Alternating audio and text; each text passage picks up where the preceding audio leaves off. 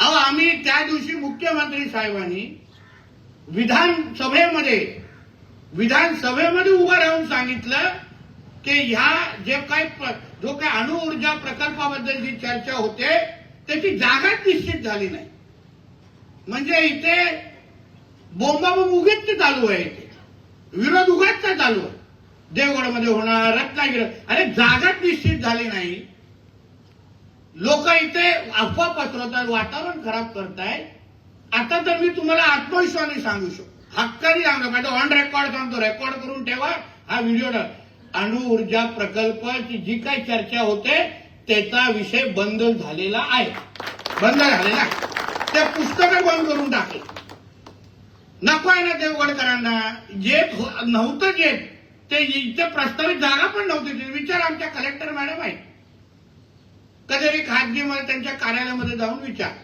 त्यांनाही काय माहित नाही, पालकमंत्रीला काय माहित नाही, एसपी ला काय माहित नाही. अरे प्रकल्प जेव्हा इथे येणारच नव्हता तर आम्हाला कसं कळणार प्रकल्पाचे डिटेल्स. पण तरी हे आपले ग्रामसभा घ्यायला प्रवृत्त करतायत, काही मुंबई मंडळातले लोक येऊन इथे चर्चा करतायत, उगाच वातावरण खराब करतायत. अहो तुम्ही कधीतरी सगळेजण विचार करा, देवगडची लोक सुज्ञ आहेत, साक्षरते प्रमाण चांगलं आहे, विचारपूर्वक मतदान करणारे. एकदा आपल्या देवगड तालुक्याची प्रतिमा खराब झाली, कुठलाही गुंतवणूकदार बातम्या वाचून गुंतवणूक करतो. तुम्हाला कुठल्याही शहरामध्ये अगर दुकान टाकायचं असेल तर तुम्ही तिकडला अंदाज घेता की नाही का बाबा वातावरण कसं आहे, तिथे काही प्रॉब्लेम तर होत नाही ना, अशी माहिती तरी साधारण आपण घेतो. आता कुठल्या गुंतवणूकदाराला उद्या अगर आपल्या सिंधुदुर्गामध्ये, ते पण माझ्या देवगड तालुक्यामध्ये अगर गुंतवणूक करायची असेल आणि त्याला अगर हे होणारे अगर वातावरण त्यांनी वाचलं, ऐकलं, तर तुम्ही सांगा हो मला, तू इकडे आमच्या गुंतवणूक करणार का? 1 रुपया तरी खिशातला इथे टाकणार आहेत का? आणि मग उद्या जे काय नुकसान आपल्या देवगड तालुक्याचं होईल ते कोण भरून काढणार?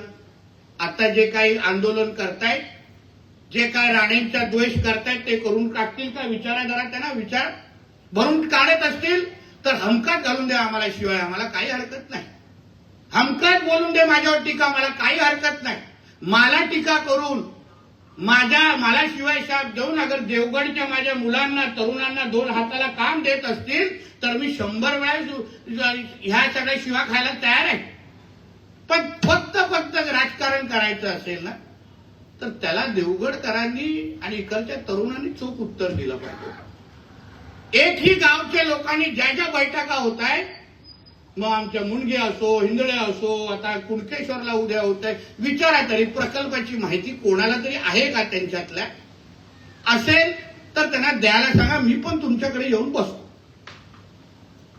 मी पण ऐकतो. आम्हाला माझ्या आणि कलेक्टर मॅडम असो, एसपी, आमच्याही ज्ञानात तो भर टाका की अशा पद्धतीचा प्रकल्प येतो. उगाच आपण विरोध करून आपल्या देवगडचं वातावरण आजच्या तारखेला खराब करतोय, हे मी तुम्हाला स्पष्ट पद्धतीने सांगतो.